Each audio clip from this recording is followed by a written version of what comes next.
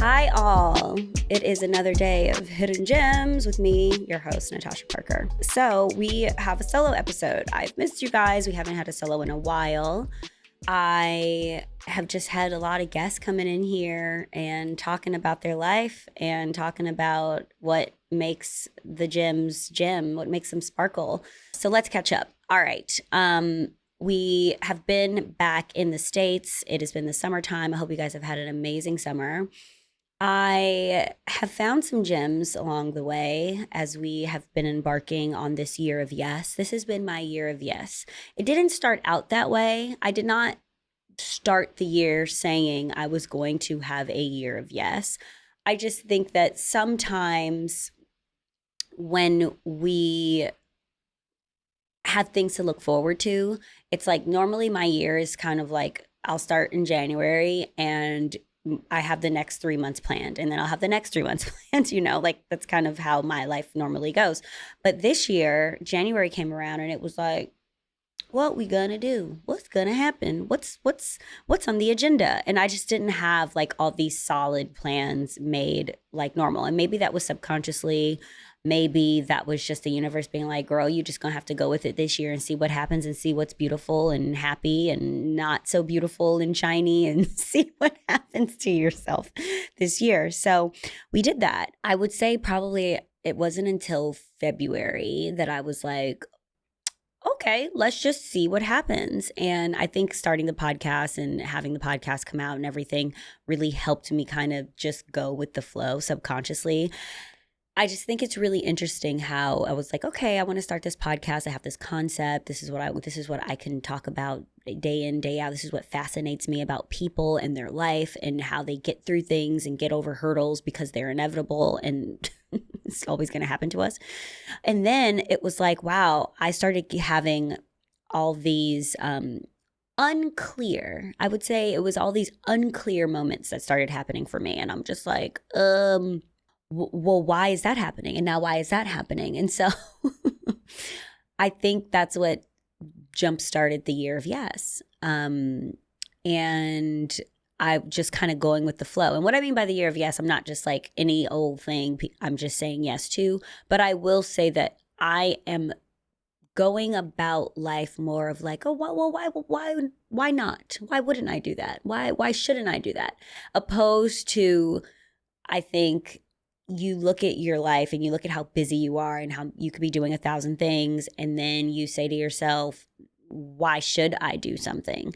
And so I kind of flipped it and started thinking, oh yeah, why wouldn't I try to go be in Europe for 6 weeks this summer? Why wouldn't I try to go do this? Why wouldn't I try to go, spend a week at home with my parents? So I started thinking about that even professionally.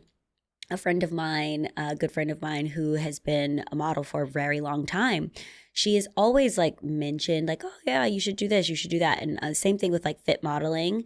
If you guys don't know about fit modeling, when you try your clothes on, there is size 0 to, whatever size, 16, 18, 20, 22.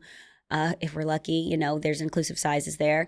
And, someone is getting fit for these sizes. There's different people getting fit for these sizes in order to make them work. So that's why when you go on a website and you buy something and then you get the little questionnaire that says, did this fit? Was it too tight, too small, too big, too little? All of that is super important information for a brand because they want to know if the person that they're hiring to do the fitting is fitting the universal standard. Obviously, we have such different bodies and our body types are so different. It's so funny because I have another girlfriend who has the exact same measurements as me, but our bodies are literally so different. We look completely different. But and our clothes are different. She has a bigger bust than me, or should I say a bigger cup size than me. It's very interesting. So I leaned into it this year and I was like, you know what? Why not? Why not go meet with this modeling agent and say what she has to say? Why not go do this? Why not go do that? What is stopping me instead of why should I do this and be like skeptical of things? So I've just been trying to do that a lot more.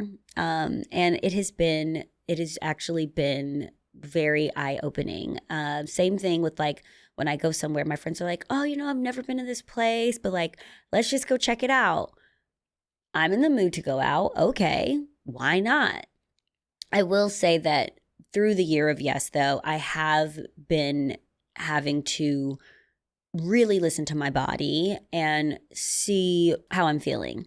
Last year, I don't know if I've talked about this on the podcast or not, but last year I did 5 months sober just to balance it out. I was like, eventually I will probably be one of those, very, very intentional drinkers. I absolutely have a love for wine, as you guys may know, because wine and champagne make me so happy. The bubbles and something about the grapes and just how complex wine tasting is. Then I've really gotten into it with my aunt. She also is a really big fan of wine tasting. So we go on these wine trips. We went to a wine trip to Bordeaux, which was like 10 out of 10. If you're a wine lover, please go to Bordeaux. You will not be upset about it. It was fantastic. And we drank a lot of red wine, and I'm actually more of a white wine girly. But I also really adore red wine as well. So I highly recommend Bordeaux if you are a wine lover. So I was sober for 5 months out of the year. And so I've really been having to think about that. So I told my brother this because he also would do like dry January, and it all started from dry January. Again, I didn't try or like say I was going to do this. I was like, oh, I'm going to do dry Jan, which I do every year, which I love it. And then I was like, well, why not Feb? Why not March? So this year I've kind of just been back and forth as far as like weeks and days. Little highlight. If you're wanting to challenge yourself, if you do a week sober every month, it will equal out to 3 months. So just putting that out there. So just, keep that in mind when you guys are out there in the world looking for a little balance. You can say to yourself, I'm doing a week this week, and I did 3 months just like that. But yeah, so I have been listening to my body as far as like going out and drinking and things like that, and being able to like go out and say, yeah, I'm actually going to go out versus not. So I highly recommend the balance, and it's definitely been very helpful for me. What else has been happening in my year of yes? Oh, biggie, big one, big one, big one.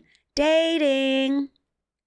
So I had a podcast with Jenny Minen, who I'm obsessed with. And I actually, when I was in Los Angeles, I was in LA for a few weeks visiting my family and seeing some of my friends. We actually did a podcast. I don't know if our podcast on her channel will be out by the time this comes out or not, but go check out her podcast. She is the episode of Psychology of Love. She is very knowledgeable and smart, and her outlook on life and love is just so beautiful and radiant. And she just knows she's going to be with the most amazing person, and she is the most amazing person, and she deserves that. So she's just very inspiring if you're feeling down and out about love. But so I did her podcast, which was great. And she said on my podcast, you should go on at least 4 dates with a person before being like, yeah, this isn't going to work, or no, yes, whatever. She said 3 to 4, but I was like, okay, I'm going to really challenge myself to 4.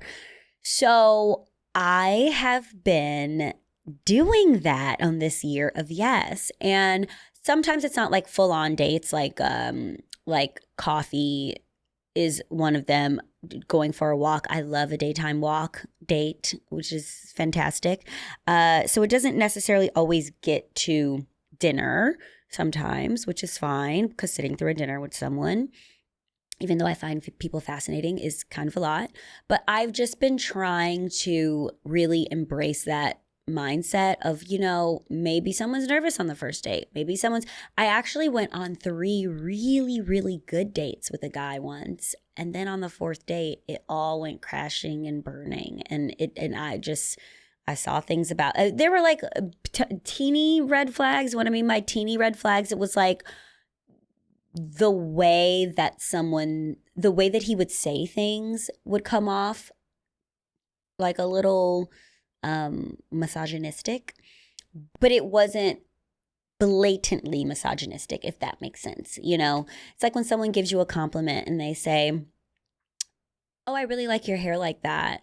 And that's a great compliment versus someone saying, "I really like your hair like that." Oh, I can't deal with girls with short hair. I mean, they look like little boys. And you're like, "What?" What? So it was little things like that where I was like, "Oh, he likes my hair. That's cute. That's nice." But then, you know, after this fourth date, like it was the and that came with it. And I was like, ooh. So I'm glad that I did go on that fourth date with him. And then we did not go on another one because I was like, oh no, it was giving judgy. So I've been trying to really lean into saying yes more, and even like I met a guy who, not my type at all. Not my type at all. He is the opposite, actually, of any guy that I've ever dated. Very much so. But I said, why not? Why not? It's, I'm out with my friends. We were in LA. I'm out with my friends having drinks, like whatever. Let's just go for it. He's being very attentive and very cute. Why not? And I ended up falling for this man. I mean, for like 24 hours, but still. I was like, oh, wow. So step out of your comfort zone, ladies. If you have a certain type, and what I mean by type is like, on paper, my type is just very, I've said this before, a little bit of a sapiosexual. I like smart guys who are a little, sometimes they're a little stale. And meaning stale is like social, sometimes they're a little socially awkward. I am a social butterfly, so dating someone who's a little socially awkward is not weird to me. I don't think it's weird. I think that I have a gift to be very comfortable around people and find people very fascinating. I don't think that that's like the outlook of most people, at least that I date.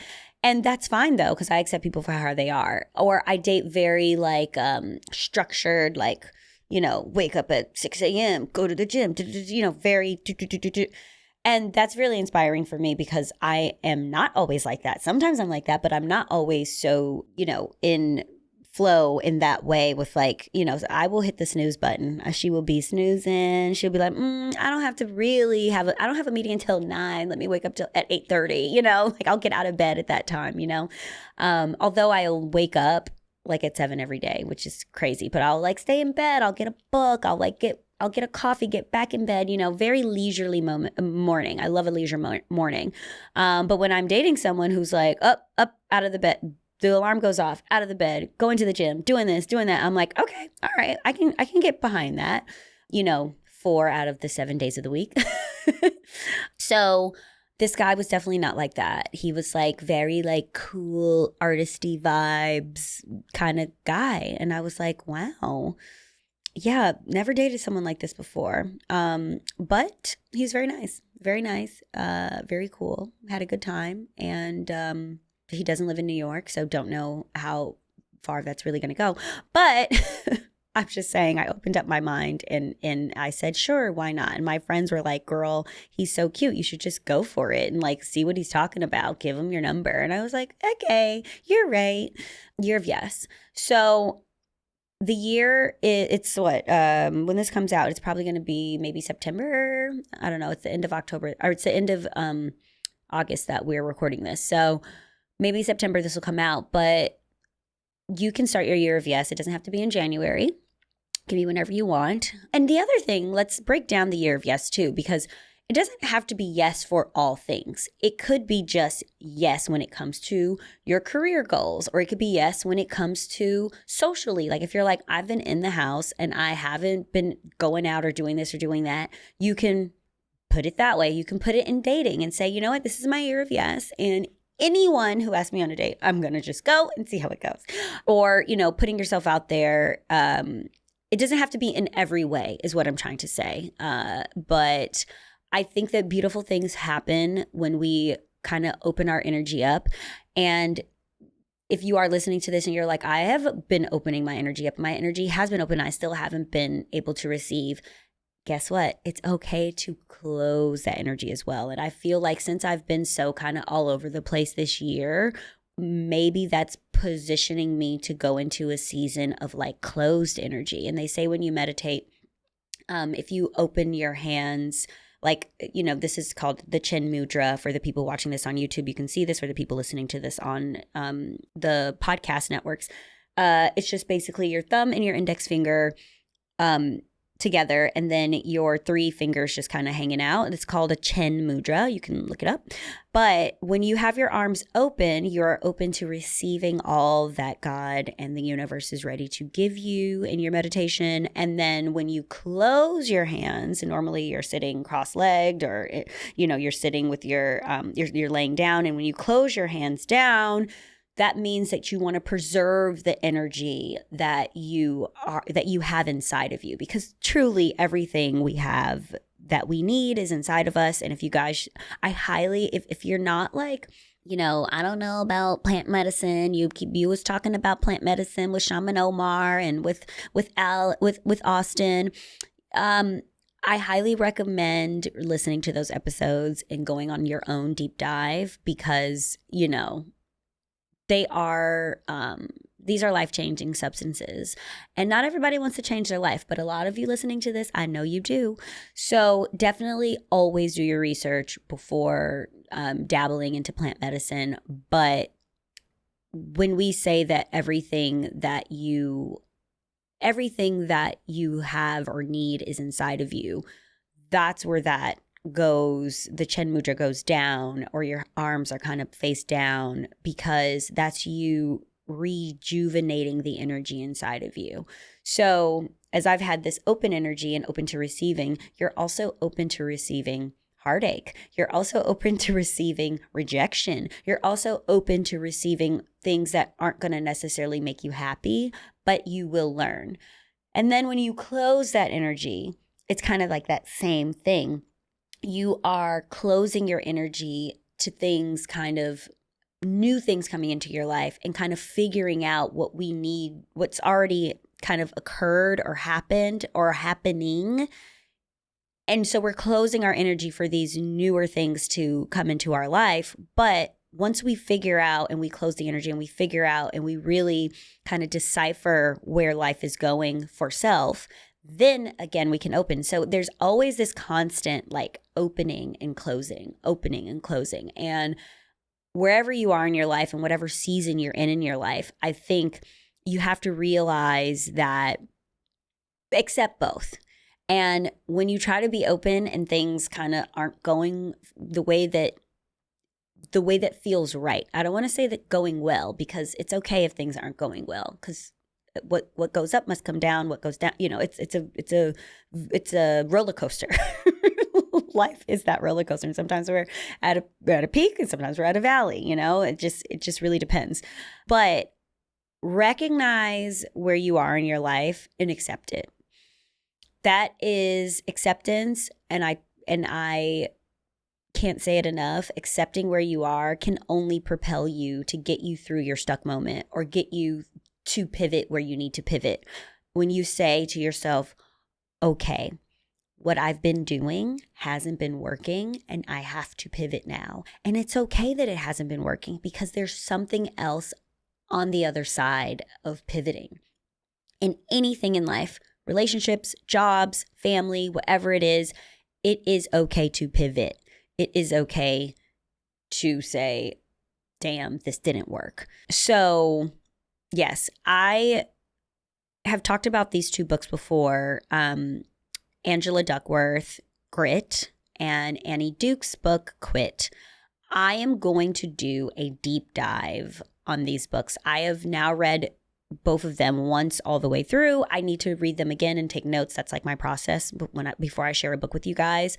It would be a dream to have both of them on. 2 very smart women who talk about when it's good to persevere and when it's good to quit, and what the difference is and what the differences look like for different people. So as we conclude this little mini catch up that we have here, if you're going to embark on a year of yes, or you're on a year of yes, more power to you, girly.